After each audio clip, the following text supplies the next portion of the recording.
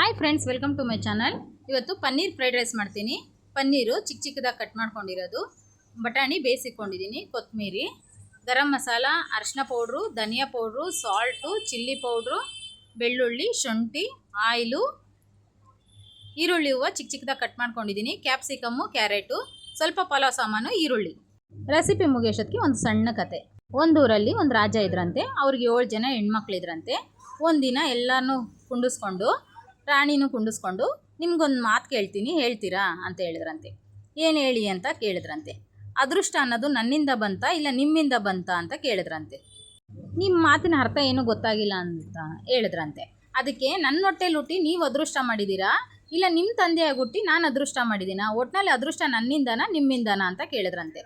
ಅವಾಗ ಮಹಾರಾಣಿ ಹೇಳಿದಂತೆ, ಅದೃಷ್ಟ ಅಂತ ನಿಮ್ಮಿಂದನೇ ಸ್ವಾಮಿ, ನಿಮ್ಮನ್ನು ಮದುವೆ ಮಾಡ್ಕೊಂಡಿದ್ದಕ್ಕೆ ಅದೃಷ್ಟ ನನಗೆ, ನಿಮ್ಮಂಥವ್ರನ್ನ ಮದುವೆ ಮಾಡಿಕೊಂಡು ಆ ಅದೃಷ್ಟ ಪಡ್ಕೊಂಡಿರೋ ನಾನು, ಅದೃಷ್ಟ ಅನ್ನೋದು ನೀವೇ ಅಂತ ಹೇಳಿದ್ಲಂತೆ. ಆವಾಗ ದೊಡ್ಡ ಮಗಳನ್ನ ಕೇಳಿದ್ರಂತೆ. ಅವಳು, ತಂದೆ ನಿಮ್ಮ ಹೊಟ್ಟೆಲಿ ಹುಟ್ಟಿರೋದಕ್ಕೆ ನಾವು ಅದೃಷ್ಟವಂತರು ಅಂತ ಹೇಳಿದ್ರೆ. ಹಿಂಗೆ 2ನೇ ಮಗಳು 3ನೇ ಮಗಳು ಎಲ್ಲ 5 ಜನ ಹೆಣ್ಮಕ್ಳು ಅದೇ ಥರ ಹೇಳಿದ್ರಂತೆ. 6ನೇ ಮಗಳು ಅದೇ ಥರ ಹೇಳಿದಂತೆ. 7ನೇ ಮಗಳು ಮಾತ್ರ, ಇಲ್ಲ ಅಪ್ಪಾಜಿ, ಯಾರ್ಯಾರ ಹಣೆ ಬರದಲ್ಲಿ ಏನೇನು ಬರೆದಿರ್ತಾರೋ ಅದೃಷ್ಟ ಅನ್ನೋದು ಅವ್ರವ್ರ ಹಣೆ ಬರದಲ್ಲಿ ದೇವ್ರು ಬರ್ದು ಕಳಿಸಿರ್ತಾನೆ, ಒಬ್ಬರಿಂದ ಒಬ್ರಿಗೆ ಅದೃಷ್ಟ ಬರಲ್ಲ ಅಪ್ಪಾಜಿ. ನಿಮ್ಮ ಹೊಟ್ಟೆಲಿ ಹುಟ್ಟಬೇಕು ಅಂತ ನಾವು ಅದೃಷ್ಟ ಮಾಡಿರ್ತೀವಿ, ನಮ್ಮ ಅಂತ ಮಕ್ಕಳನ್ನ ಹುಟ್ಟಬೇಕು ಅಂತ ನೀವು ಅದೃಷ್ಟ ಮಾಡಿರ್ತೀರಾ ಅಂದ್ಬಿಟ್ಲಂತೆ. ಆವಾಗ ಮಹಾರಾಜನ ಕೋಪ ಬಂದ್ಬಿಡ್ತಂತೆ. ನನ್ನ ಹೊಟ್ಟೆಲಿ ಹುಟ್ಟಿದ್ಕೆ ನೀನು ಅದೃಷ್ಟವಂತೆ, ಈ ಮಹಾರಾಜನ ಪ್ಯಾಲೇಸಲ್ಲಿ ಇದ್ದೀಯಾ, ನಿನ್ನ ಅದೃಷ್ಟ ಆಗಿದ್ದಿದ್ರೆ ನೀನು ಎಲ್ಲಿ ಗುಡ್ಸಲ್ಲಿ ಹುಡ್ತಾ ಇದ್ದೋ, ಹಂಗೆ ಹಿಂಗೆ ಅಂತ ಬೈದ್ನಂತೆ. ಇಲ್ಲ ಅಪ್ಪಾಜಿ, ನನ್ನ ಹಣೆ ಬರದಲ್ಲಿ ಈ ಥರ ಹುಟ್ಟಬೇಕು, ಈ ಥರ ಬೆಳಿಬೇಕು ಅಂತ ಇದೆ, ಅದಕ್ಕಾಗಿ ನಾನು ನಿನ್ನ ಹೊಟ್ಟೆಲಿ ಹುಡ್ತೆ, ಅದೃಷ್ಟ ಅನ್ನೋದು ಅವ್ರವ್ರ ಹಣೆ ಬರದಲ್ಲಿ ಬರ್ದಿರುತ್ತೆ ಅಂತ ವಾದ ಮಾಡ್ತಾನೆ.